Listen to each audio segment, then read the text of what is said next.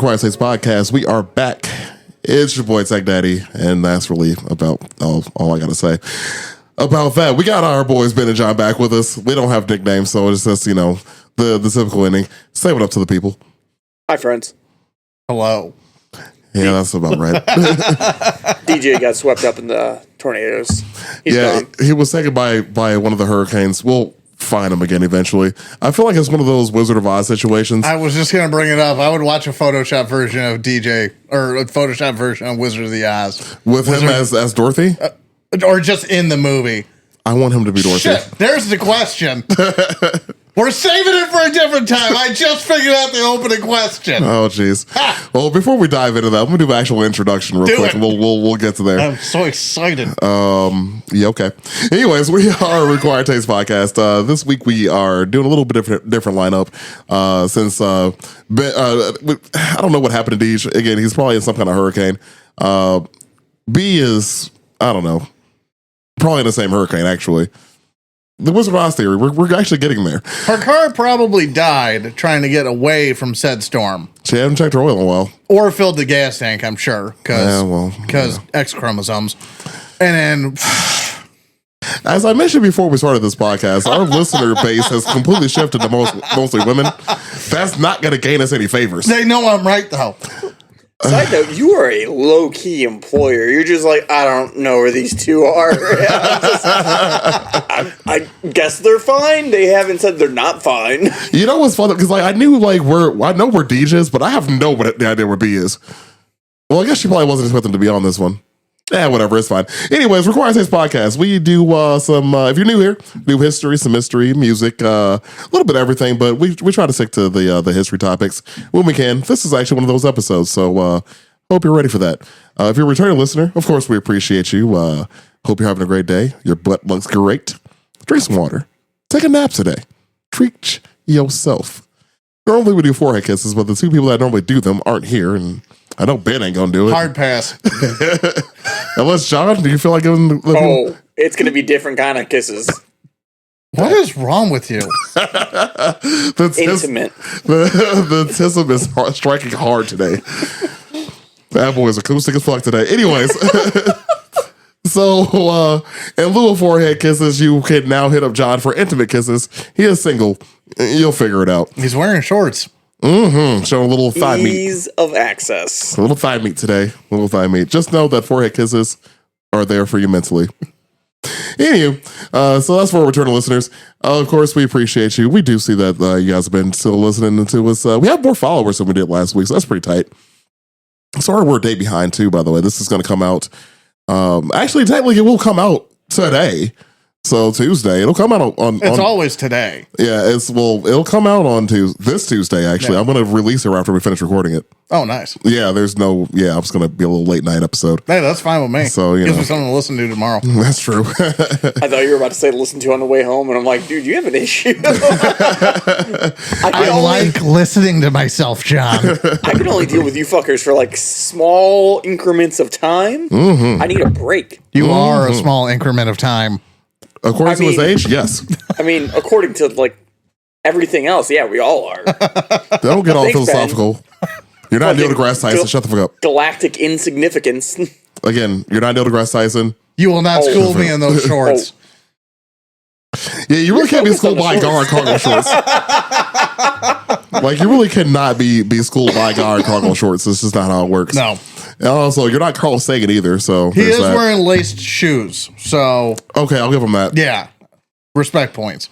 Yeah, he gained a little bit back. Because you could be wearing cargo shorts and sandals, or Crocs. And that would have kicked you out of my house. I was wearing those last time. I didn't pay attention. Now we are. Okay. Yeah, now we are. I feel very targeted and very judged. You should. You should. I think that's how these episodes tend to go. If you are a new listener, we usually tend to do. Have you seen how we treat DJ? No. Taking DJ's fucking fire to this week.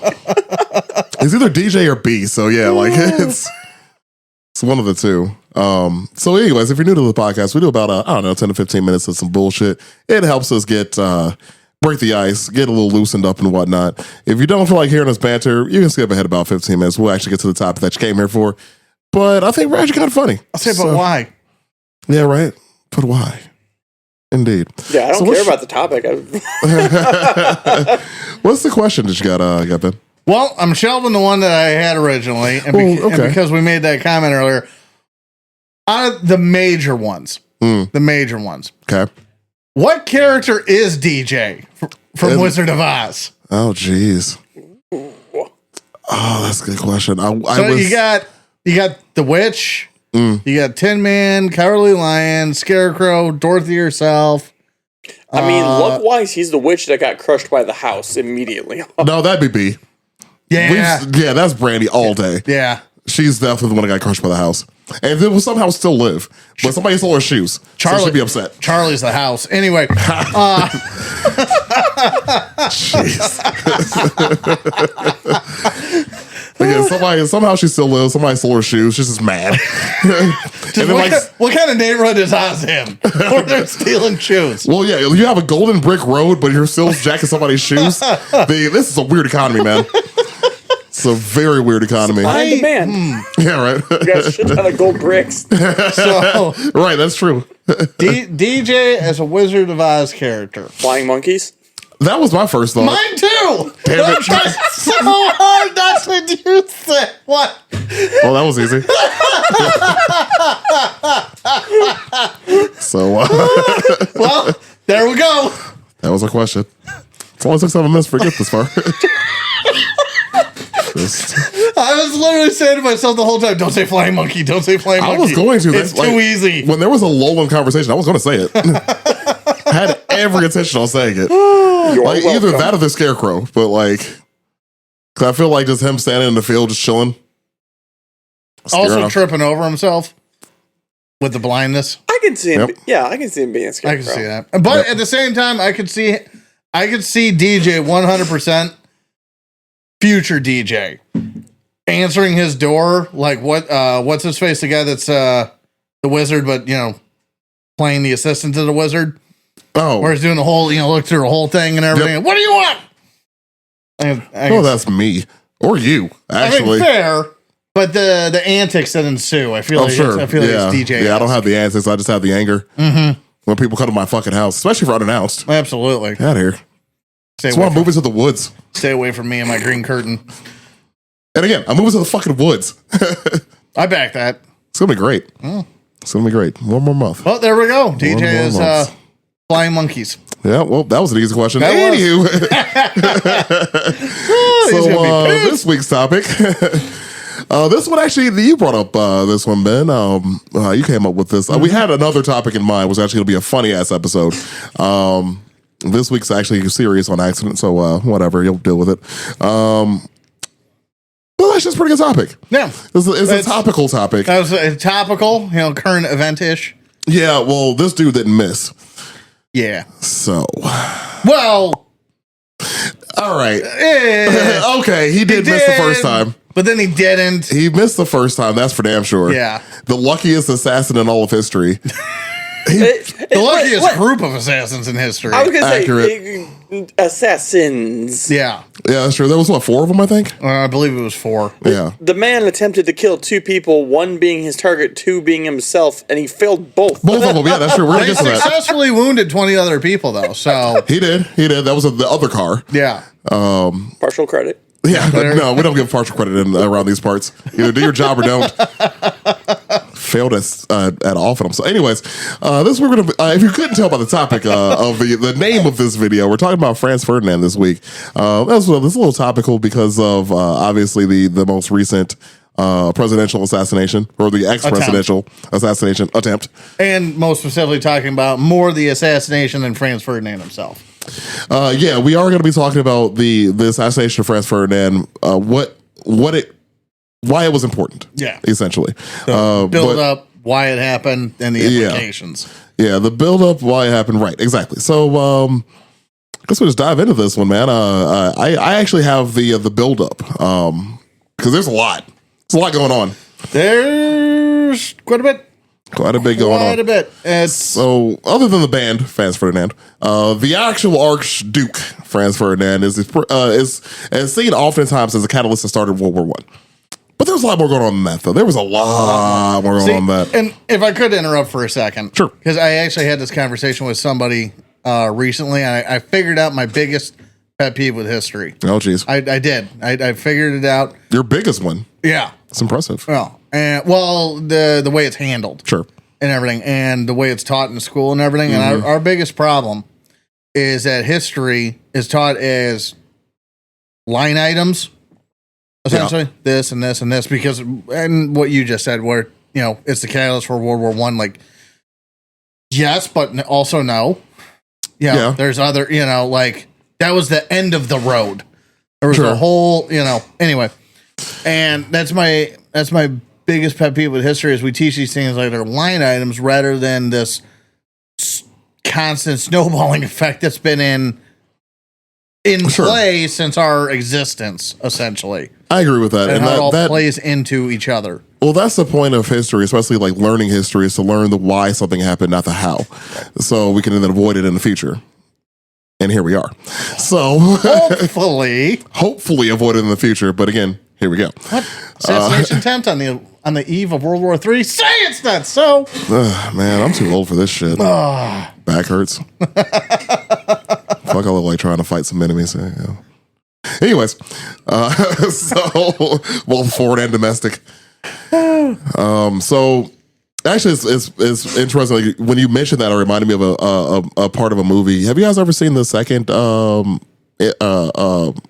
Sherlock Holmes with Robert Downey Jr.? Actually, I haven't seen either of them. Oh, I saw that one. I thought it was pretty good. The second one was decent. The first one was I thoroughly enjoyed. But you know how that usually how it goes with the original and the sequels and anyways. So the second movie, they're Sherlock Holmes is trying to prevent World War I essentially, and I think it was the main villain, and that was Moriarty. No, was it Moriarty? Yeah, it was. I mean, that's his big nemesis in the books. But he wasn't in the first book though. I'm sorry, the first movie he wasn't. Dude, you see that there's a compendium of it's massive compendiums that I own of the Sherlock Holmes stories I need to fucking read. So anyways, it was Moriarty that said essentially he was an arms dealer and he was trying to poke the bear of World War I, but he's doing all of these little things to then make World War I happen. It just so happened that Franz Ferdinand's assassination was the last step of the plan. And that's kind of how this actually goes in real life. There was so many other things going on. It just so happened they were looking for a reason. And it so happened that the reason happened to be an archduke. Yep. Moral of the story is Europe has always sucked. Yeah. That's when we stopped caring about them in 1776. They've always been shitty neighbors to each other. Yeah. It should be avoided at all costs. Anywho. So, start the story off in 1914. Let's talk about the people of this era. So, the pre-World War I era, I feel like a lot of people teach it as the industrial era of the world. Like, we're talking about factories in every city. We're talking about the mass industrialization of these nations. And urbanization of these countries, right? So we're going from farming as the mainstay of the people's jobs to working in a factory as the mainstay of people's jobs, which causes a massive rift in the population. Either you're very rich or you're very poor. This is one, again, we're going to go through a bunch of them. This is one of the things that factors into the war starting. Because before World War I started, there was also the fear of a war going between the elite and the peasants. Because they were very, very worried that the peasants were about to rise up and start a war within Europe. And do it again. What they've done. I think we need to spend a minute on that, because I don't know if people today can really relate to that. I feel like it's very equal today and that everyone's on the same playing field. God damn it, John. Yeah, it's nothing at all like today's how things going today. What's the middle class? Anyways, it's just one of those things. I'm not even going to dive into that kind of want to, but I can't. Hold on, I have a missed call from the gold standard.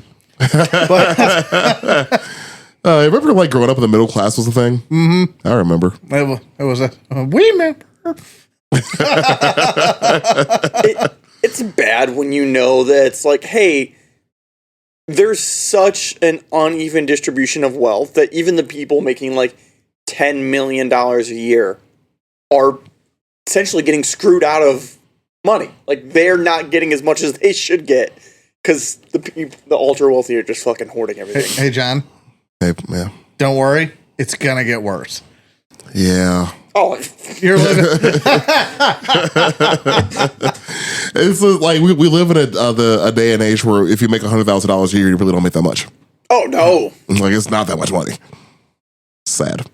Anywho, so back to the 1914 problem, not the 2024 problem. Oh, but wait, there's more. Back to the teens problem. Yeah, the early aughts. Let's go on the Wayback Machine. I'm sorry, not the aughts, the 19s. 110 years ago. Indeed. So as I mentioned before, like there's the wage disparity of Europe. You're seeing a lot of there's a lot of film from back in this time, which I think is really interesting. They don't really talk about it often. And I really enjoy that for the fact that every time you look at any of the film from back then, people hang around a little too long because they're trying to see or remember what the camera looks like, I suppose. Sure. And everything. Yeah. Well, they don't know how to react to a camera being on them either. That too. Now, they probably never saw one before. Yeah, that too. But it's always interesting looking because you see the ultra rich and how they're living and like all this prosperity of the land. You think like, who the fuck would want to start a war right now? And then you think about the other half of the people and how they're underneath a thumb and poor and, child labor laws weren't a thing. A lot of things were going on. It's a lot more about this we can go into. So industrialization itself is its own topic. So I'm gonna keep it pushing. So also remember that this is a Europe that hasn't known war for a while. So it had been a little over 50 years since the last major conflict Europe even saw. Yep. And even that was only between a few nations. It wasn't a world war. So France and Russia have been allies at this point since Napoleon. Right. Yeah, that's Napoleon was the last big deal. Yeah, like big deal. And I'm sure there was one or two things in between that escaped me at the moment. Well, one of the things I'm going to bring up later on is also the Japanese Russian War. There you go. Because that happened right before this, where Russia lost a war to Japan, a continent lost a war to an island. Oh, Russia! It's almost like it's happening again. It's almost like they were never a proper country. Yeah, right. It's almost like, wait, Russia losing a war to a smaller country? That never happened. The only time they did remotely well was at the cost of 20 million people. We're going to get to that. We're going to get there. Which time? The first time. The first time. Those poor peasants. That's just say, what? Hitler attacked me? No. Surprise! Surprise, motherfucker. Little mustache. Anyway. Little mustache, too big mustache. Yeah, little mustache beats big mustache. Big mustache eventually wins by throwing bodies at the problem. Join us next time when we talk about World War II. Oh, God. We probably will eventually. I can't deny that. Anywho, so, with industrialization, one of the big problems that we have, and this is one of those things where I forgot the artist that said it. I want to say it was Talib Kweli, who said war is big business, if you ask an economist. Well, they were making a lot of weapons at this time. So we got to think about the countries that were heavily industrialized. They all had massive militaries for really no reason. Yeah. But they realized that manufacturing weapons gave people jobs, and then having a military gave people jobs, and the ability to mass produce weapons to then give to people who have no idea how to use them, what made you look and feel like you were doing the right thing for your country. And also, a lot of these nations, it's the first time that they've had populations these size. True. Yeah. Or sizes, excuse me, because of, again, just like we were talking about history in general, just because of everything else that you just listed, it's the first time that they've had populations this size, which means it's the first time that they've had militaries this size. That's true. And everything else is a list of firsts. So everybody's figuring it out as they go, and everything is perceived as a threat. True. And not only is everything perceived as a threat, you have the military to actually handle it. If you really needed to. So as I mentioned earlier, this is the era of industrialization. We're also talking about the area of imperialism too. So the two kind of go hand in hand. We have England at the time. Well, England, France, Spain, being the biggest contributors to this. I think Germany had a few colonies too. It was starting to. They were trying to. Yeah, because they were building up their navy at the same time. They were. Yeah, I was going to allude to that too. So what's going on is we have the British Empire. We're talking about the fact that what was it, George V? Mm-hmm. King George V is not only the king of England, he's also the king of India and the king of Ireland at the same time. Yep. So he's a king of 3 different places at the same time. They also have colonies all over Africa. They have colonies in Australia. They can bang family. There is no rules. Like they can be whatever they want. I guess. Yeah, there's a lot of cousin fucking going on. There's a lot. We're gonna get there. How does the South of the United States have the reputation it does, but everybody looks at England like it's this bastion of elegant living with those those huge jaws that they have, the Habsburg jaw. Because they have money. It doesn't answer the question. That apparently makes it okay. I hate them. That's fair. That's very fair. The Royals. I never anticipated that you liked them. I don't think a single person listening to this podcast was like, oh, Ben doesn't like the Royals. You're right. Like, as I look at your red beard and pale white skin and realize, there's a chance he was under his ancestors hated them. I got some opinions. Like, there's a chance his ancestors in England didn't have a good relationship. Just put it out there. So anyways, age of imperialism, one of the things that I actually learned a lot about in college, oddly enough. I had a good teacher, really good teacher. Shout out Dr. Briggs, the homie. Anywho, he taught me a lot about the age of imperialism as far as how bad it was for everybody involved with this. That wasn't on the giving side of Christianity at the time. So, as I mentioned before, England's conquered most of the known world. They have a massive military. Germany, being almost completely landlocked, realized, we want a piece of this pie too, because they're seeing all the prosperity and riches that mainly England and France are bringing in from having all of these different colonies around the world. They want a piece of this pie. It doesn't really help that at the time you have France and Russia are besties. England and France are okay for once. And they don't hate each other right now. They're talking shit behind each other's back, but they're still on the same side. Don't come to our side of the street. Exactly. They're like, we're cool with each other if you stay on that side of the fucking pond. Yeah. And for the most part, that actually worked out. So, and in response to it, you had the German Empire, like, okay, we need to build up our navy to then rival that of England so we can actually get some land out here and we want a piece of the pie ourselves, essentially. They allied themselves with, Austria-Hungary. Yeah. And so them, Austria-Hungary, middle of Europe, the middle of Western Europe, they're BFFs right now. So again, they're trying to get their piece of the pie. England already has their piece of the pie, a very large piece of that pie.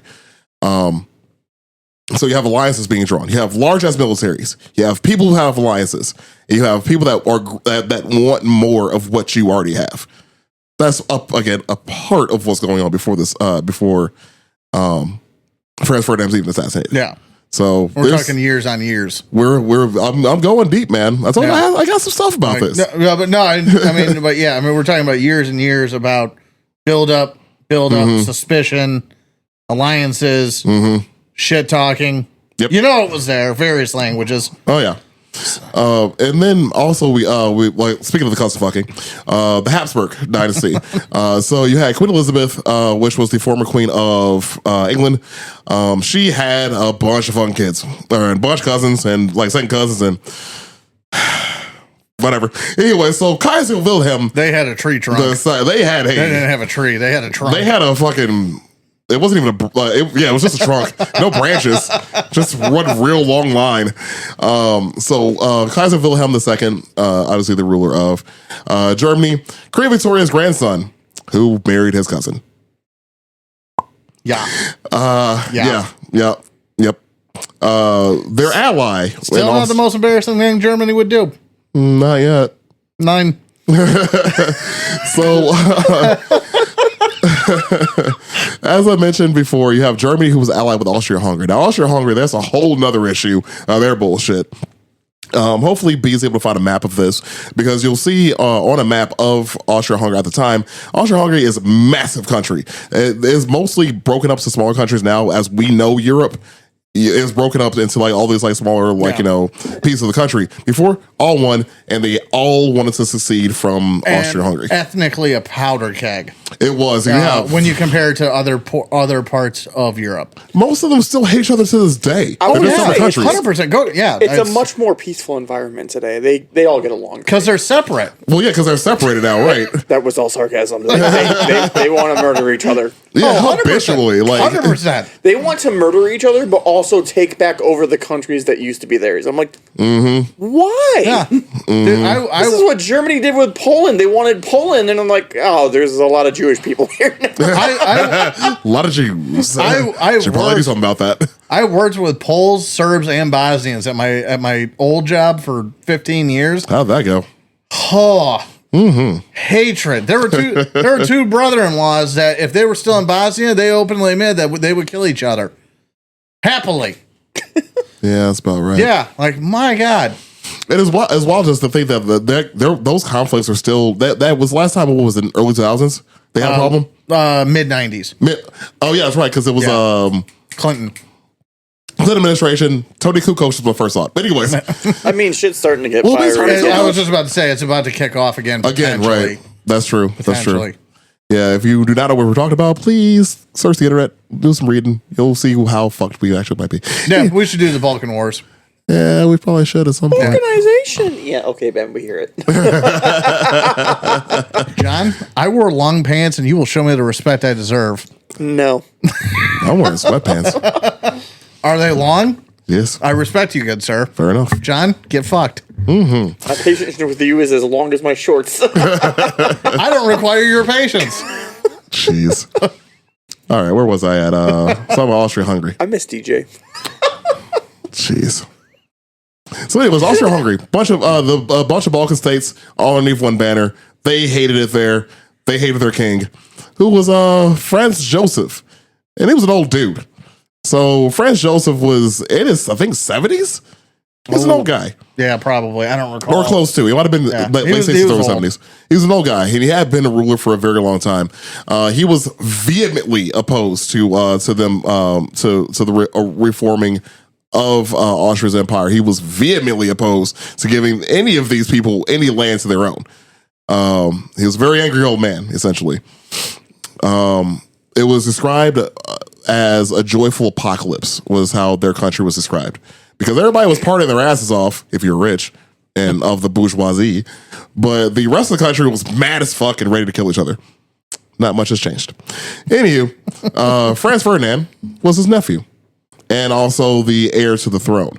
Now, a funny story about him is that actually he was thinking about the Reformation. He was actually kind of down with it. He's like, well, I mean, if they want to separate so badly, it'll keep the peace in my country.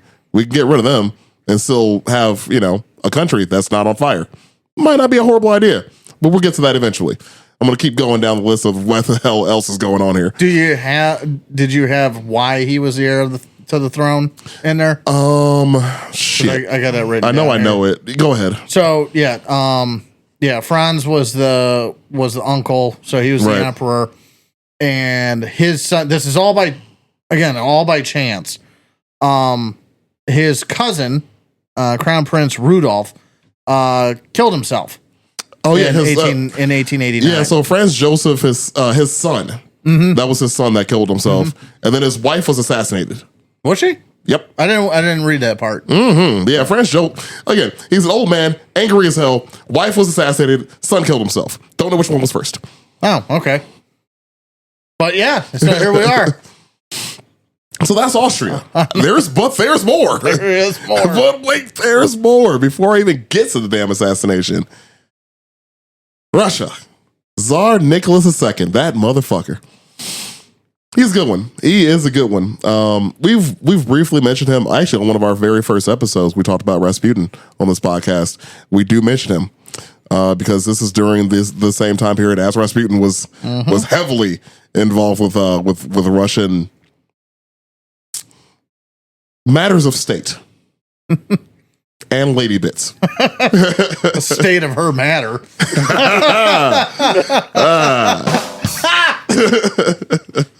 You heard that? Right to the veins, right where it should be. So, Tsar Nicholas, kind of always viewed as a weak man. He did father a hemophiliac son. That's true, and a bunch of daughters. Yeah. So the public overall wasn't the biggest fan of the guy. Doesn't really help that they just lost a war to Japan. So fresh off of a loss to an island again. Special military operation. Consonant. Yeah, on the cold side of their country, Island. the side that they should have won on. Yeah, That's their thing. Right, that's true. They lost. thing. They lost on their own turf in winter to the Japanese. It's their thing. It's a whole war about it. That's- There's two of them actually. We were talking about the first one. Russia's never been a proper country. No, that's amalgamation of a lot of vodka and poor ideas. Honestly, between its borders, it's honestly like a perfect bar graph. 70% waste to the east and 30% a joke over here. I feel like the people are starting to wisen up to it a bit. You know, when the whole Ukraine thing popped off, I honestly couldn't believe I lived in a world where I saw protests happening inside of Russia. Neither did I. Oh, they stopped real soon after. Yeah, They but did. still, the fact well, that they had the balls to do it in the first fact place. that they happened, Right. Like, Yeah, they're all dead. Yeah, no, those very. people are dead. Yeah, they're all dead. But yeah, like that's something I never would have thought. Re-education camp, but yeah, that was interesting. On to the Chinese. Oh no! You said the secret word of the day: re-education camp. Oh shit! So yeah, Tsar Nicholas II, like I said before, always perceived as a weak man. Had a son who was hemophiliac. That brings in the whole Rasputin thing. Rasputin pretty much figured out that stop giving him aspirin. Helps with the whole bleeding thing. Yeah. So No. so that's why Rasputin is there. Tsar Nicholas II is also his grandmother is Queen Victoria. Yep. Going back again. Back for the third time. So if you look at, if I may, if you look at a painting of Tsar Nicholas and King George, the they're Fifth, twins. They almost. are twins, but they're cousins. But they're cousins. But they're twins. Yeah, if there's actually photos of them Oh, that you 100%. can look up. Hopefully, again, if B's able to find them for the post, you'll see what we're talking about. Or if you want to look it up yourself, knock yourself out. But yeah, they look like they could be twins, and it's fucked It's up. messed up. Like they're cousins, dude. Like You're a special kind of cousin if you look that much alike. guessing though. cousins. Anyways, Tsar Nicholas II, prior to World War I, was married to a German wife. Here's why that's an issue. Now, if you didn't realize, for World War I, Russia and the Germans were on opposite sides. Tsar Nicholas led his troops from the front, trying to be a military leader. He sucked at it, but he was away from home, leaving a very smelly, big, well-endowed wizard and a German woman to run Russia. Hence why they had another revolution, which we're going to have another episode about eventually. I know Tim wants to be on for that one. So we're going to plan that out eventually. Yeah. So what you're saying is that he Bolshevik or Menshevik? I honestly didn't know which way you were going to go on that one. Well, Either that or the... Yeah. Yep. You're right. Either one fits. Damn it. I should have done that one. That's fine. I'm happy with it. Yeah, we got both out now, so that's cool. Where am I at here? Russian Revolution. So so Russia, before the red versus white revolution, Tsar Nicholas was still in power. Again, there's the whole cousin thing again, which is actually kind of funny because his cousin in England definitely just abandoned him during the revolution. 100%. He's like, I don't want that revolutionary shit over here, dude. 100%. Figure it out. Figure it the fuck out. He did. He didn't. He died. Nope, he died. And so did all of his kids. Yeah, Anastasia's not real. Lose all hope. Oh, yeah. I forgot about that movie. Yeah, you remember that? Yeah. Ruining childhoods one at a time. What movie? Anastasia. It's from the before times when adults, were born. Ha. So, like, before you... No. Oh. That was Disney, wasn't it? It was Yeah, Oh. unless I'm mistaken somehow. Yeah. Oh, yeah, no, I know what you're talking about. Yeah. That was about the daughters, right? Yeah, daughter. Daughter. Daughter. Yeah. Right. It's been a long time since I've seen that movie. I actually watched it for the first time ever recently in life. No shit. Yeah, just to like check it out. Why? And Why not? yeah, I was curious about about the Russian Revolution stuff. It was terrible. There was no killing in it. But anyway, In real life, so much. it did nothing about the fallacies of communism or anything like that. Stick with Animal Farm. But Oh, anywho, jeez. but Okay. hey, Animal Farm's a good movie. Oh, it is, but it's one of those movies that you only need to watch once. Yeah, but everybody needs to watch it once. I agree with that. Yeah. I agree with that. Yeah, I can get behind that. All right, so Russia again. This is their stake in this whole matter. Now, also you got to factor in that again, like I mentioned before, you have the alliance between Russia and France, but also Russia has Serbia's back the entire time. Yep. So Serbia was its own country at this point in history. Serbia and Russia, they're homies. So that factors into a lot of what's going to happen in the future. Yeah. And Serbia was a kingdom at the time. Right. And not exactly the borders that we know it as now. A lot more land under its wings or under its feet, whatever you want to call it. Sure. And also, take it a step further, Russia wanted to be seen as the protectorate of the Slavs. Right. So not limited to Serbia, because they were already pissed off about Bosnia being annexed by Austria-Hungary. By Austria, right. So, yeah, like they wanted to, you're right. And I forgot to write that part down. So, the protector of the Slavs also meant all of the Slavic countries, or Slavic peoples that were underneath the Prussia, the Austria-Hungarian flag. Yeah. So I have to remember to say the whole thing because like Austria and Hungary are very two different things. Very much. World War I essentially completely rewrote the map as we know it, and also got rid of most monarchies as we know them too. Yep. Thanks for that one. Yep. Got a big map one later. Yeah, it's the differences between maps is actually astounding. Also, never mind. I'm not even touching that because that's a whole nother topic. I was going to mention the Middle East, and that's later. Don't worry. Yeah, that part is later. Yeah, don't worry. Yeah, you got it. Yeah, World War I is responsible for all this bullshit right now. Anyways, Woodrow fucking Wilson. oh yeah, if you want to know about the Woodrow Wilson problems, go back to that episode. I think that was the first one you guys were on, wasn't it? Yeah. Yeah, good times. Good times. There's a lot of callbacks in this. Yeah, we got the There's a recipe. lot. Dude, again, like I said in the beginning, that's why I said it. It's just a cauldron. There we go, DJ with Wizard of Oz. Just a cauldron of bullshit that's been spinning around for the last century. So yeah, that covers Russia. England, as I mentioned before, King George V. Oh man. So anyways, as I mentioned earlier, King of Ireland, Emperor of India, and the King of England all at the same damn time. If you ever get a chance to, again, if B has a map for this, that'd be dope. If not, I get it. If you look at the territories that England owned around the world, not America, but the rest of them, because we figured our shit out, the rest of them is substantial. Their kingdom is... I mean, they have the biggest military, the biggest navy in the world. If you factor in all of the conscripts they can get, they have the biggest army in the world too. Just because of all the people they can pull. I mean, India is a fucking massive ass country. Huge. Like, and then they have most of Africa at the time too. Yeah.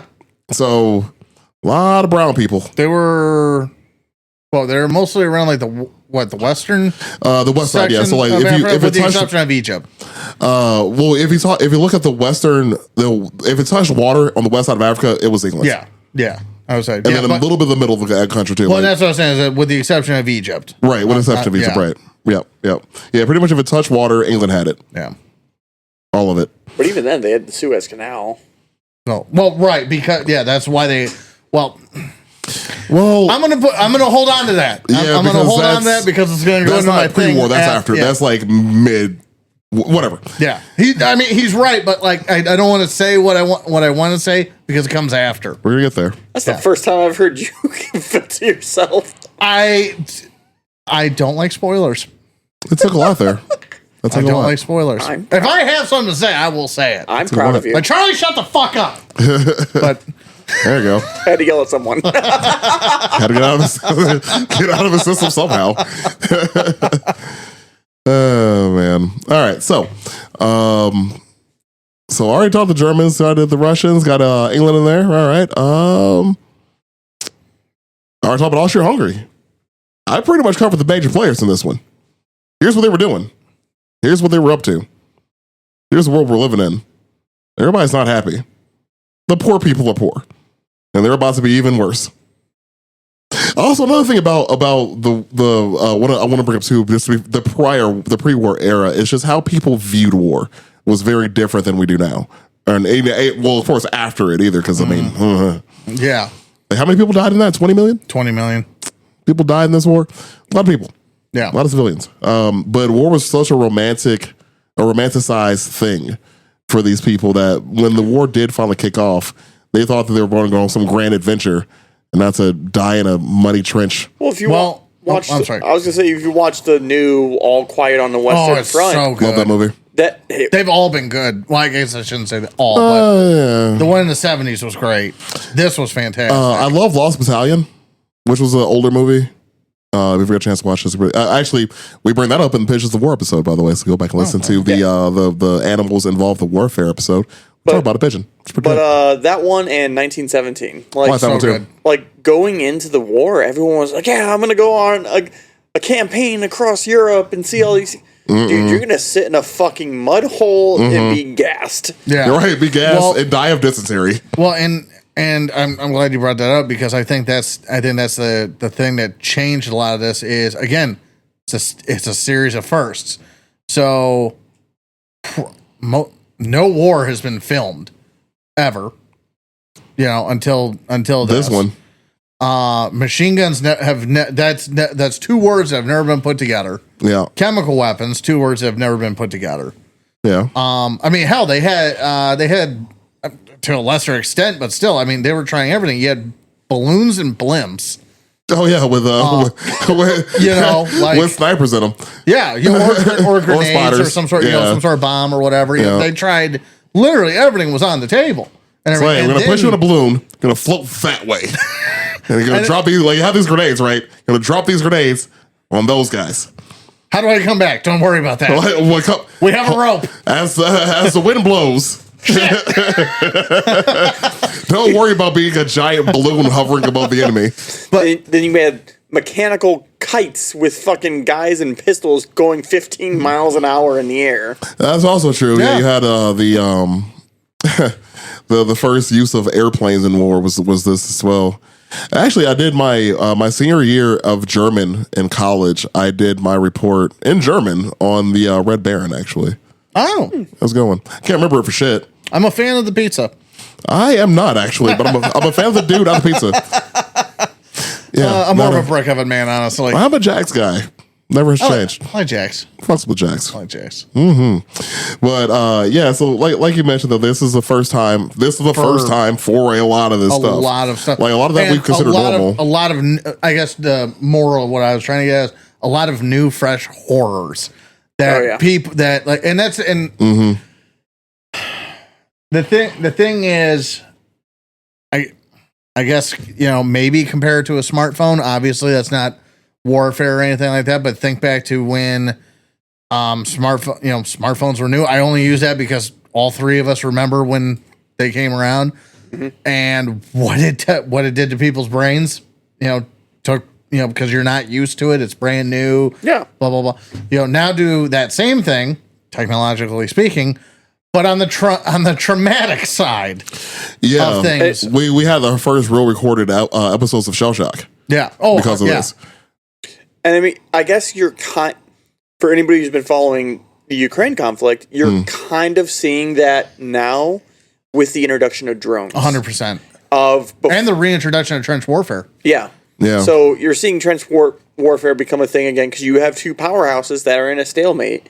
And it's not so much that they're relying on the tactics, it's that there's so much going on that movement is happening so slowly. And before, it was always who can produce the biggest tank, who can produce the strongest tank, the most impenetrable, and then this was the first for tanks. We forgot about that one. Continue. Yeah, I'm sorry.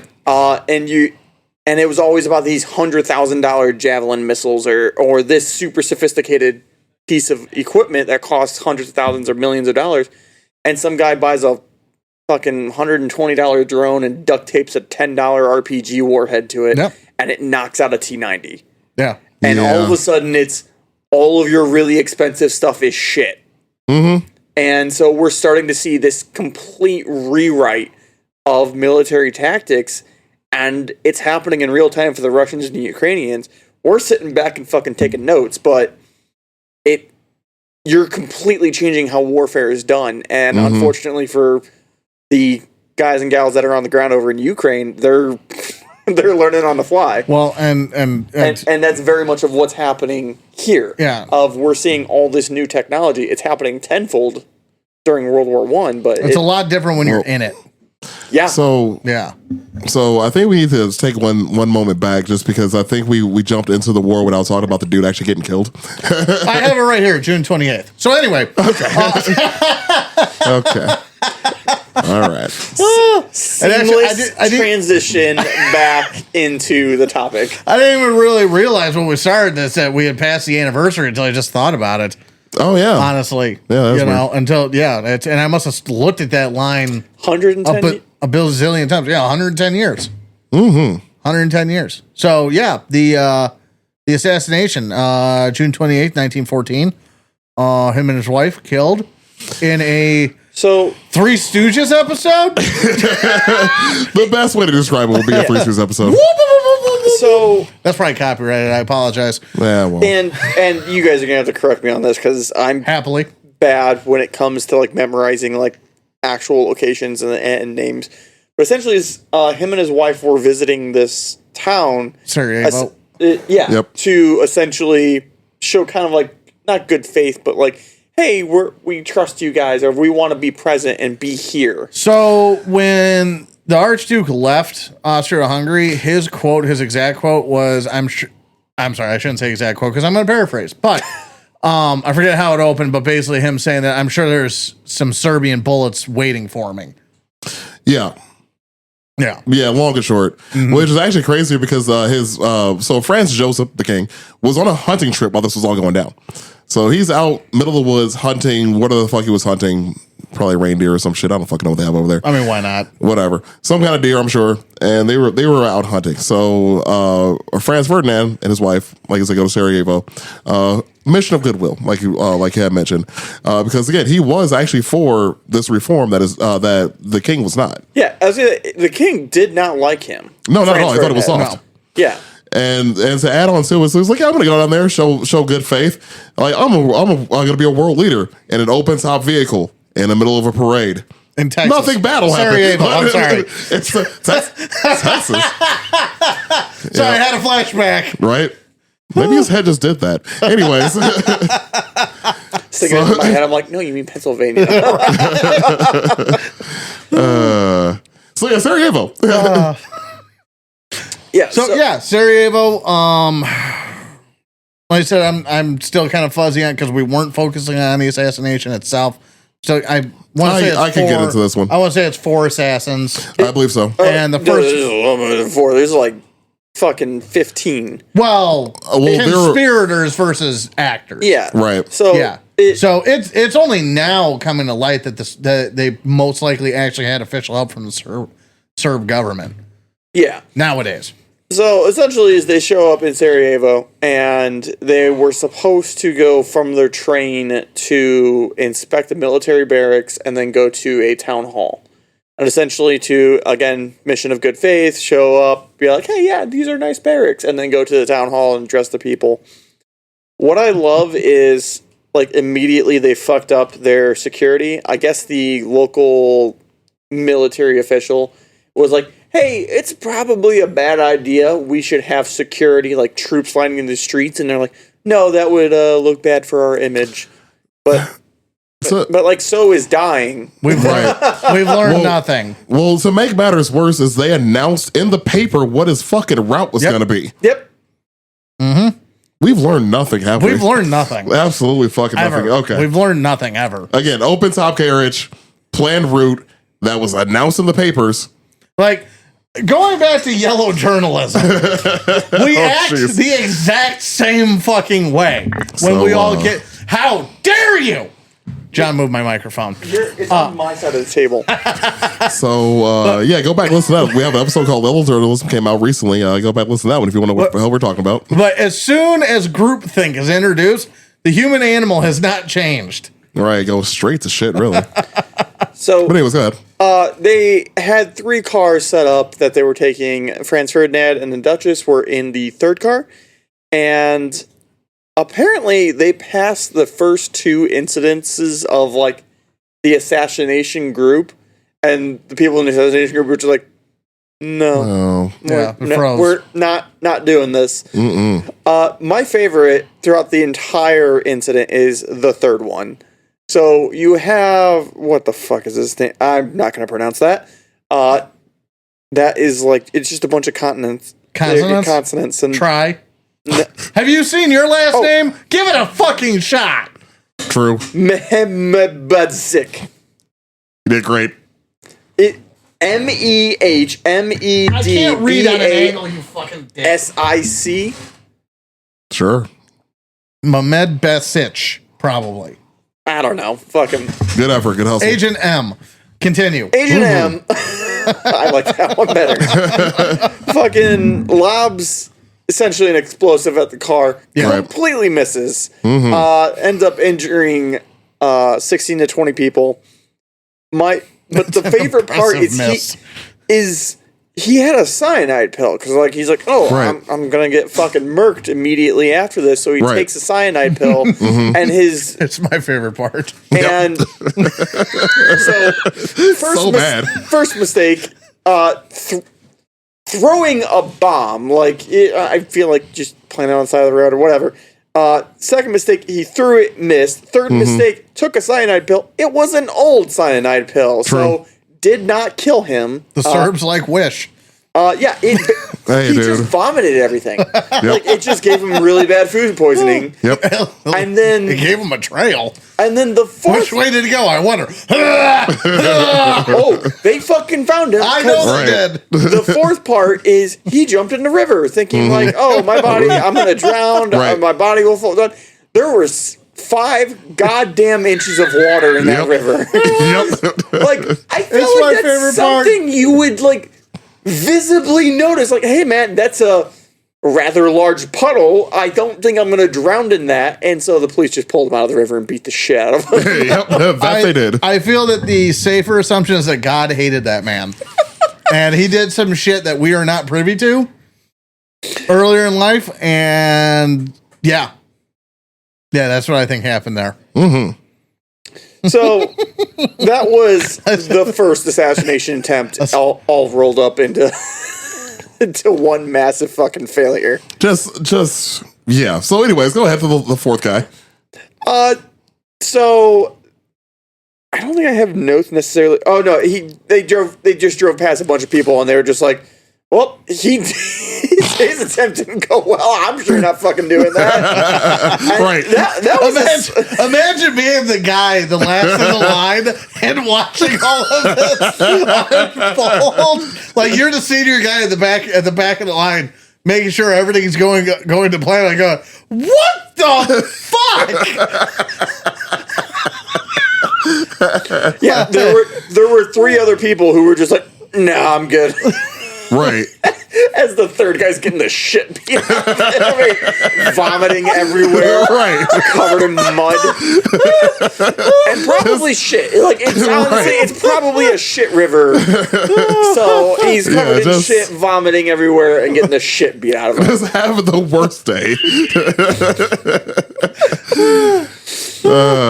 Mondays, am I right? So then this motorcade goes to the town hall.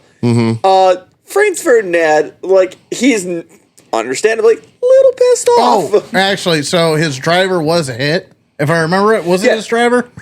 He hit Franz somebody. Ferdinand. I think they all, like, sustained, like, minor nicks and cuts. So they say, like, Franz had, like, blood on him. Yeah, well, his speech was covered in somebody else's blood. Right. So the speech that he gives at that town hall is covered in somebody else's blood. I thought it was the driver, but I could be wrong. Could be an assistant or something. I think the driver was the same driver the entire time. Okay.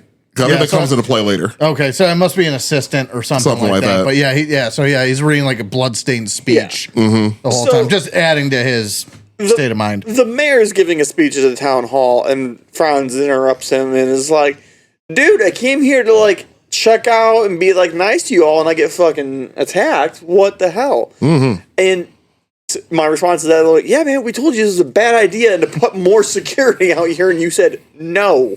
But I guess the Duchess got to him first, and he was maybe like, you forget signal when you turn.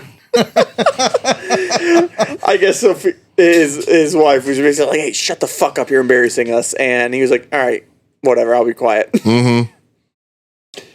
So goes on. He's still, like, covered with, again, somebody else's blood. He gives his speech, and he tries to turn it back into, like, a positive thing. He goes, I noticed the crowds were excited and happy that I wasn't murdered in the middle of their town. They just thought another assassin was in the crowd. We're gonna see some shit. Well, okay. So the governor and general, whoever, was like, hey, man, we should probably stay here till we, like, buff up security. And his response is, do you think Sarajevo is full of assassins? Yes. The answer to that question was yes. Yes. Until you know where they all are, they're all assassins. Mm-hmm. Yeah, like, again, you were wrong the first time about security. Maybe shut the fuck up. You don't get to make any more choices. Right. Sir, respectfully, shut the fuck up. So, what the next part about this is they tried to introduce an ounce of logic to all this. And they started saying, like, hey, maybe we shouldn't go back the way they came. That turned out to apparently be a fatal flaw because they fucked that up. They ended up going exactly back the way they came, and they were supposed to make a turn or something. The first two cars were supposed to go one way, the third car was supposed to go another way, and apparently the driver was just learning how stick shift works, even though automatic transmissions didn't exist yet. So he was learning how cars work. Mm-hmm. Yeah. Essentially. Because maybe it was a driver then. That could have been. Because if it was an inexperienced driver, then maybe it was something. I make that joke because they started to make the turn. The mayor was like, hey, you dumb fucks. We said we're not going that way. And the guy stalled the car out in the middle of the road. Oh. Because he went to turn, stopped, and then went to put it in reverse, and then stalled out. Stalled in reverse, Sarah. That was heard shouted from the crowd. It was me. I have time machine. Where's the TikTok on this? Like, not trying to stop the assassination, just making fun of it. That would be amazing. I feel like that's what the proper use of a time machine, because everyone's like, oh, you go back and change history. No, we're just there to throw the to make memes before the memes exist. Yeah, I still want to exist. I'm not touching the timeline. You're fucking stupid. Who said that? So multiverse theory. They were leaving a hospital though. Yeah, they were on their way to go see the hospital. I thought they were leaving the hospital. Maybe I'm wrong on that. I could be wrong too. I could be wrong. Yeah, I reserve the right to be wrong. They wanted. I thought he wanted to visit the injured soldiers. Yeah, that is correct. I don't know if they made it to the hospital, if they were en route or coming from. Sure, I know they ended up at a hospital. Ha. I mean, and their bodies did. Again, ha. So yeah, made a wrong turn, stalled in the middle of the road. What the fuck is this dude's name? Yeah, I can't remember the dude's name either, honestly. What? Princip? Princip, yeah. Yeah, Gabriel there we Princip. Go. Princip, who was just like chilling near the bridge that they were. Yeah, he was like, dude, fuck this assassination stuff. I want to go get a coffee. I think he's having a coffee. He's having a drink. So, the myth is that he was in a sandwich shop when the car stalled out in front of the sandwich shop. Yeah. Which, like, I guess there's no evidence to support that, but it's pretty damn close to what happened. Is he was just in the area and the car stalled out in front of him, and he's like, huh. That's a Family Guy skit. It really fucking is. Calling up his phone going, you're not going to believe what happened at work today. And essentially he just fucking, he's like, all right, the bombing thing was stupid. We learned our lesson. Just ran up with a semi-automatic pistol and just fucking laid waste. He hit Franz in the jugular. He nicked the jugular. Yeah, he didn't even sever it. He literally ended him by a millimeter. Yeah, so hit him, and a millimeter did all of this. And I guess he was aiming for the governor, but hit the Duchess. Right. He claims in the trial he was never trying to kill the Duchess, but he did kill the Duchess. She pretty much lost consciousness and was dead immediately. Excuse me. Franz died within the next, I think, 10 to 20 minutes. And you can, if you want to go to Europe, you can see his uniform covered in blood. Yep, can't tourniquet a neck. You can. You can. It's the same effect. It's a waste of a tourniquet, really, but Waste of a neck. damn. When we start to talk, what I love so Finish much your about thought. this. So this kicked off the biggest war to date. Millions of people dead. 20. Yeah. Because because someone's son died. They fucking hated him. Like, again, this should have been just like, oh, well, that happened. So the funerals, I guess when they made it back to Vienna, they hosted the funeral in some dude's house. I'm not gonna try and pronounce this one either. Who was a noted lifelong enemy of Franz Ferdinand, who then turned the funeral with the emperor knew about this and did nothing about it. Turned the funeral into a roast session and just fucking talk about what an asshole this dude was. That's where I'm going with the time machine. I want to hear it. I want to see that. Yeah. I want to see that. So they He just died in traffic. What a bitch! we're What a on a bitch! fucking shift, asshole. So yeah, they just roast this guy for the funeral, and I guess they wouldn't even bury him in the royal cemetery because of the Duchess's status or something. Well, because the Duchess, if my memory serves, she was a aristocrat, but she wasn't of royal blood. Yeah, so she didn't have the bloodline. they wouldn't bury her in the family plot. Right. They tried to make their kids pay for the funeral and also excluded them from the funeral. That's kind of shitty. You're not allowed to come to it, but you're gonna pay for it. Europe can talk all the shit they want about us. They fucking suck, and they always have. And come at me. I don't care. so it just. Again, they fucking hated this dude, and they turned it into a 20 million dead fucking Royal Rumble. Pretty much. And That then consequently kicked off a 70 million dead Royal Rumble. a sequel, some would say. Yep. So this dude they hated almost killed 100 million people in the next 20 years. Or the dude that hated that dude. Yeah. Or Woodrow Wilson. That dick. What a dick. Well, if you do not know what we're referring to, please refer back to the first episode where we had Ben and John join us. Woodrow Wilson episode, pretty good. It's a little rough, a little raw, but he gets the point across. Woodrow Wilson was a piece of shit. Oh, and I guess again, it was just all the little minutia of pettiness. I guess the officers, when the funeral train was going by, were not allowed to salute the train. And it's just all this random pettiness. It's whose Cheerios did this guy piss in? Again, Franz Joseph, the leader of all these people, hated him. Yeah.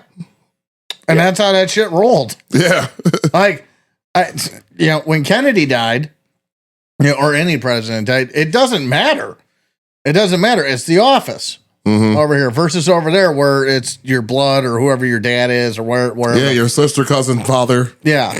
They're all the same person, apparently. Same person. Whatever layer of bark on the family trunk that you are. Reef. I feel like I use the term cousin fucking a lot on this podcast, but really though, dude, there's a lot of cousin fucking. Welcome to European history. Again, why does the American South have this stigma? Thank you, stigma, and we just let Europe off scot-free? Cousin fucking with funny accents. funnier accents. Haha. Jeez. So yeah, that was. I don't know why, but when he was saying about inspecting the barracks, even though Ferdinand isn't French, all I thought of was a French accent. Inspecting the barracks. What is this shit? Clearly smoking a cigarette. Naturally. Time machine, you see Ben back there at the barracks. Gotta get. All this fucking people are, who the fuck is this asshole? If you see me with a time machine, you're gonna see one of those black and white videos and just, is that Ben? Why'd he punch Edison? Because he's a dick. Also because I could. Fair enough. Just to say I did. I want to slap Alan Poe in the forehead. Why though? Look at it. I mean, fair. It's a big Thank forehead. you. That's a big forehead. Thank you. That's it. That's a big ass forehead. I want to give him trauma. Target of opportunity. Huge. It's like a fucking blimp attached to a neck. I have you beat on forehead and the part of my spirit that needs it to happen. I thought you were about to see your tits. Thank you. Listeners, Ben grabbed his imaginary titties. I did no such thing. Look like you were complimenting, man. I'm not gonna lie, he was right on this one. So, Mao. That's the forehead I'm slapping the shit That's out a of. massive forehead. That's a massive forehead. I mean, he was allegedly born underneath a star of some bullshit next to a magical lake. So yeah, I'll slap the fuck out of his forehead. Yep. So for anyway, Tiananmen this bitch. So the lesson of all this is, Oh, we're not done. Don't even talk like we're done. if you fail your first assassination attempt, try a couple more times. One of them work. I mean, hire some more able people, I suppose. Also, get fresh cyanide. Yeah. Yeah. Yeah. Learn chemistry. Yeah. Check your medical cabinets, people. Old medicine might still work, but not as well. Medicine does have an expiration date. So are you good there? You gonna talk? Yes. Did you talk? I'm done talking. We'll get on with it then. I changed my answer about the forehead. Okay. Also, I don't need the time machine anymore. So that leads us to the July crisis, All right. where all of the smartest and brightest inbreds gathered around a table, metaphorical table, and figure out what to do. And to your point about it leading to 20 million deaths, not initially, but definitely, but everybody had a different take on what was to happen. Austria-Hungary wanted to have a local war. That was their main thing. Well, so just the pretext of that too, which I forgot to mention actually. So, well, actually, I didn't forget to mention it. It's just not the right timeline. So, about that, before you dive into the local war, their first thing was they believed that the gun was made in Serbia. The gun was not made, but supplied by Serbia. Yeah, it was the assassin. It was an FN. Yep. Yeah. So, because of the manufacturer and where they believe the gun came from, they wanted to have their own police force investigate this assassination in Serbia. And Serbia was like, "You're not the boss of me. I'm telling them to fuck off." Anyways, go ahead. Correct. And so yeah, Austria-Hungary, they wanted to have a local war, and with and in Serbia, continue to Serbia, and also quell Serb nationalism. Which nationalism, we didn't touch on this earlier, but that was more of a new thing. Yeah, I'm sorry, I forgot. When I mentioned imperialism, I should have mentioned nationalism at the same time. So they go hand in hand. I was saying with the 1900s and everything else, and it was a way of focusing on other things at the times rather than how like poor you were and how much 18-hour shifts at the horseshoe factory sucked. Yeah. So the way this kind of breaks down, I have this very small, minute bullet points just to kind of keep us going here. But Austria-Hungary attacking Serbia meant Russia becoming involved because, like we said before, Russia wants to protect all the Slav states. Russia wanted war to remain protector of the Slavs. Austria-Hungary wanted war for greater influence over the Balkans, while UK and France favored negotiated settlement. But France would back up Russia in a fight, and France was essentially begging the UK to commit. Yeah, so part of that, my bad, part of a prior annexation, Germany took part of France. Wasn't it Alsace-Lorraine? Oh, yeah. Yeah, so... I forgot about that. I knew that, not from this, but I knew that. Yeah, so, and my bad on not mentioning this earlier. I didn't remember that was the right name, but I know what you mean. The area, yeah. Alsace-Lorraine is the right area, I think, right? I'm gonna go with that. Defer with you, but yeah, I know that. I didn't write it down. I'm just going off the top of my head. Well, yeah, because say the name again, because I'm going to... Alsace-Lorraine? Yeah. So that was just east of that was the Rhineland, essentially. Okay. Yeah, so what happened is Germany actually took part of France. And so France wanting Russia to go to war, letting them go to war, letting them take back their shit. Did you say 9? No, I said mine.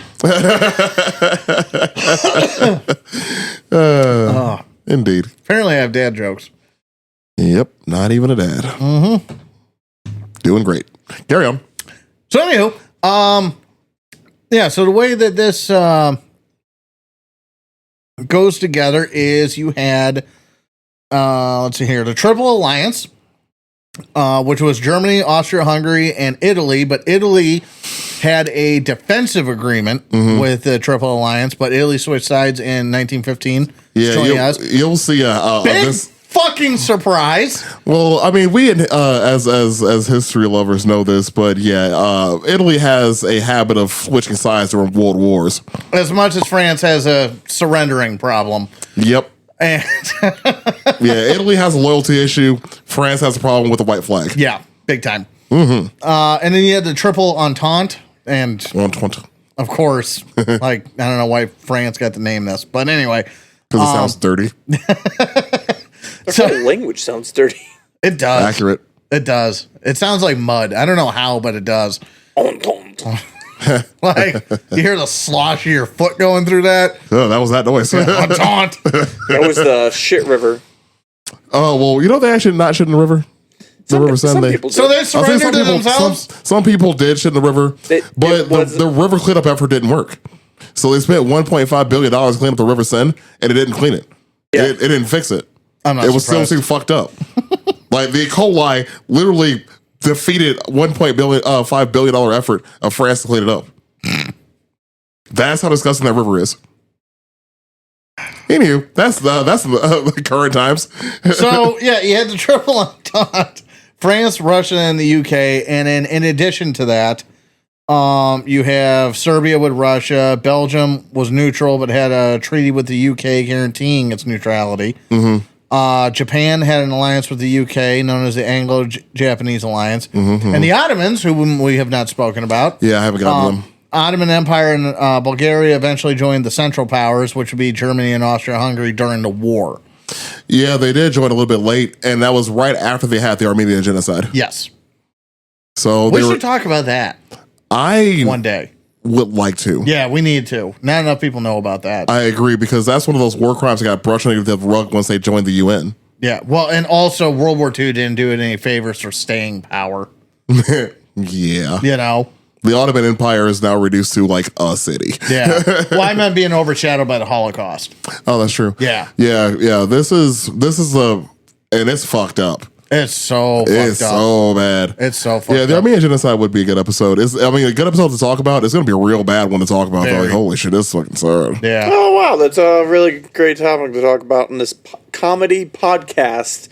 Yeah. What comedy? Anyway, well, if you guys are curious at what we're talking about, look it up yourself. Yeah, and be prepared to be pissed. And then future you tune back in and listen to us talk about it at some point and us telling DJ why he's wrong. Yeah, and we'll make distasteful jokes. Probably. I mean, I got nothing. I have nothing. Like, it's bad. Because wasn't it like 1.7 million people were killed or something like that? Probably. I can't remember how many people died. It's been a while since I've looked into it. It's been so long since I know a lot of them were beheaded. But yeah, a lot of heads on sticks. Lot. But yeah. Anyways, so these were kind of a rough outline of the alliances and everything. So then the war goes on. Mm-hmm. And maybe we'll talk about World War I specifically one day. Sure. It would be great. It's a lot. There's a lot going on there. It's a lot. So World War I happens. The U.S. joins in 1917. The Doughboys. The Doughboys, and then, so on and so forth. And the war ends, but not before we fuck up an entire region of the world. Yeah. I brought up the Ottomans. Yeah. So the Allied powers, because it was their fucking fault. Well, specifically Britain and France. And France. Yeah, because we've actually briefly mentioned this. I think we talked about the Treaty of not the Treaty of Versailles. Sykes-Picot.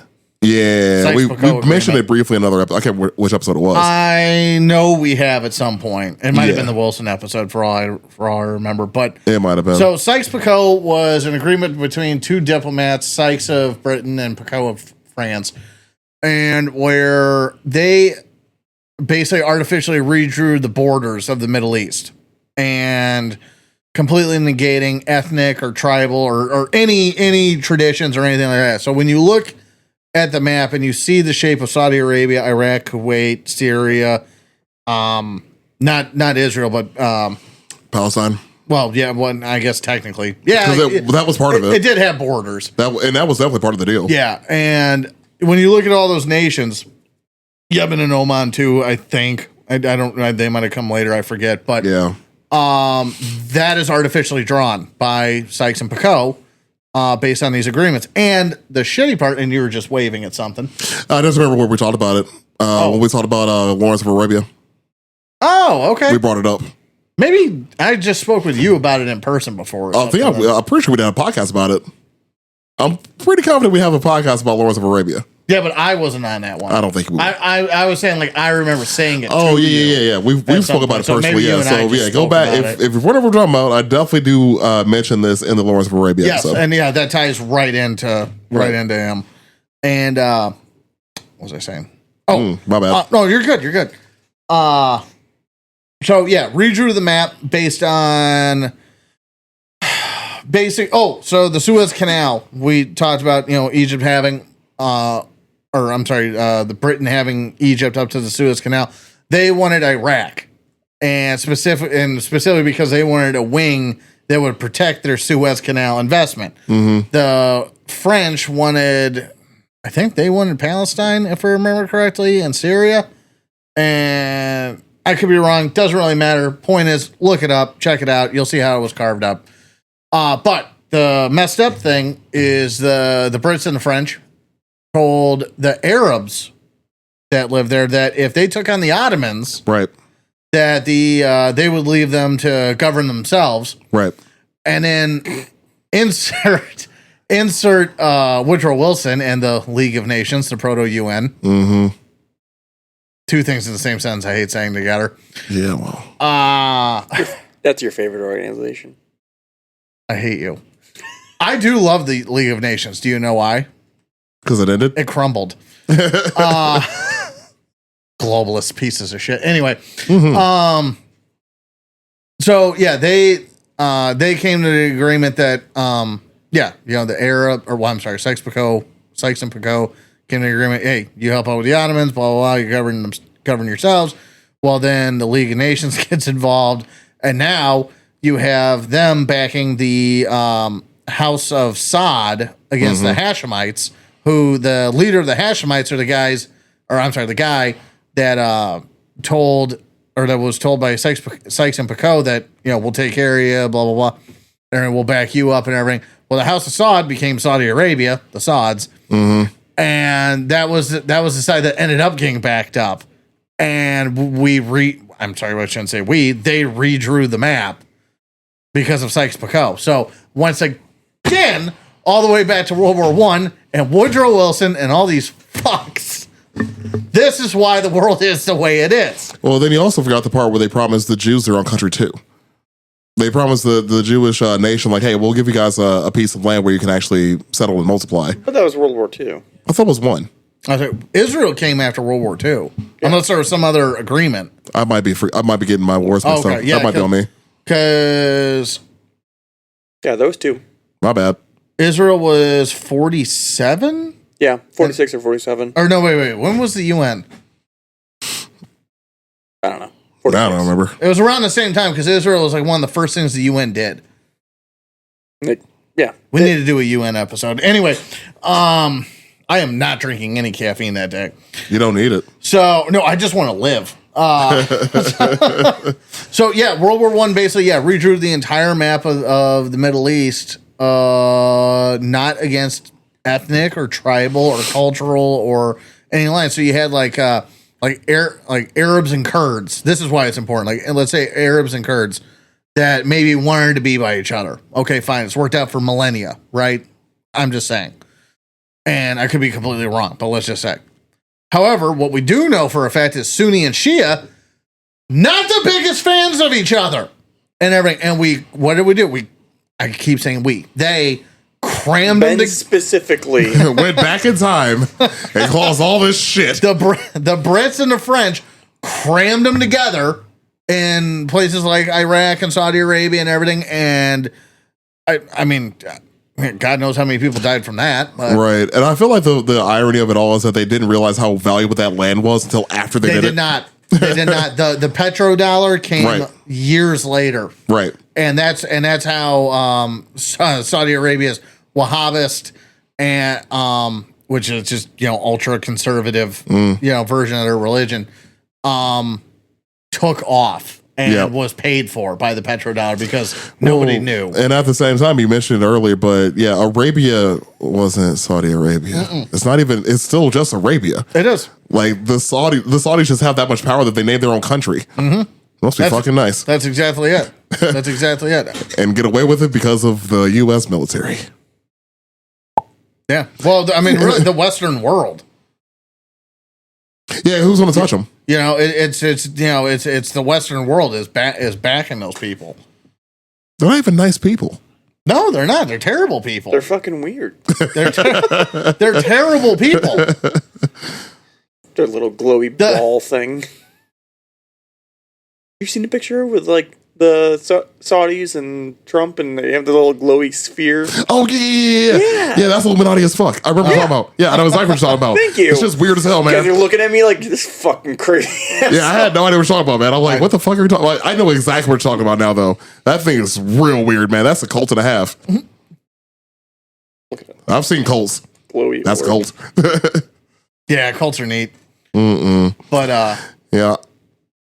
that was So we never did a cult episode. We're supposed to do that when before. Well, that one. Oh yeah. Yeah, where they're all touching it. Yep, super weird. I've seen cults. That's a cult. We're gonna find out it's just like the king's like 4th grade daughter made a science project, one of those things that makes your hair stand up. Oh yeah, but it's like we're gonna make them touch it, and it's just blown out way out of proportion. we're gonna make the president touch it.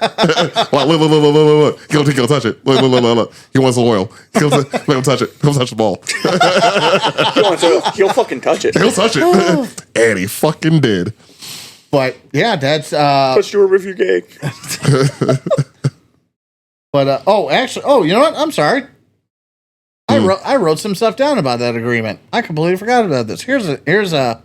So Zone A, French direct control. This area included the coastal region of what is today southern Turkey, Syria, Lebanon, and part of northern Iraq, including Mosul. Zone B, British direct control. This zone covered the southern part of Iraq, including Baghdad and Basra, and the ports of Haifa and Acre or Accra. It's spelled Acre. I know what you're talking about. I can't remember how to pronounce it though. Okay, to allow British access to the Mediterranean. Blue zone, French influence. This zone consisted of a small area in southeastern Turkey, including the city of Adana and the Silica region. I'm going with Silica. Red zone, British influence. This zone covered the area of the Persian Gulf and the Arabian Peninsula, including Kuwait and parts of what is today Saudi Arabia. Brown zone, international administration. Palestine, including Jerusalem, was to be under international administration due to its religious significance to multiple faiths. And this reminds me, it's also important to state that in the League of Nations, their bylaws, rules, whatever the hell, they had a thing called mandates. Not how we think of like rules, but mandates was essentially when a greater power took a lesser power under its wing to shield it from the modern world until it could govern itself. It's in its rules. You can look it up. And that's what they flew this under. Well, if we look mandates. at any kind of history, especially when it comes to the French and the UK had at least more peaceful leaving than the French did. The French can't leave to go home without causing a riot. No. Or shitting in a river. No. Or causing a global conflict that gets a lot of Americans killed. Thanks for that. Yeah, that too. Thanks. Okay. Anywho, so yeah, let's do Nam next. I mean, okay. that's a road you want to fucking go down.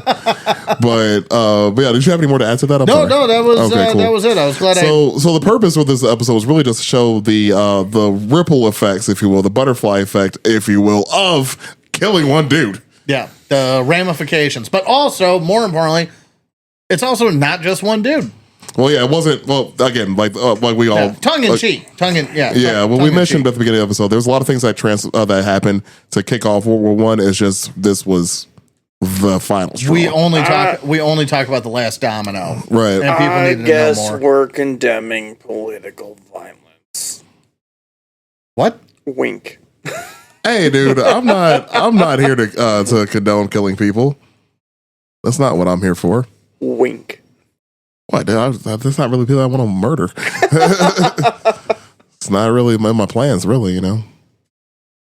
But yeah, I mean, so yeah, we got we got another history box checked off in the millennial bingo card, as it were. Which one was that now? Trump. Oh yeah, attempted assassination. You know, that hasn't happened. We actually we went pretty far without actually saying his name. Yeah, till at the very end, actually. I thought we said it in the beginning. I don't think so.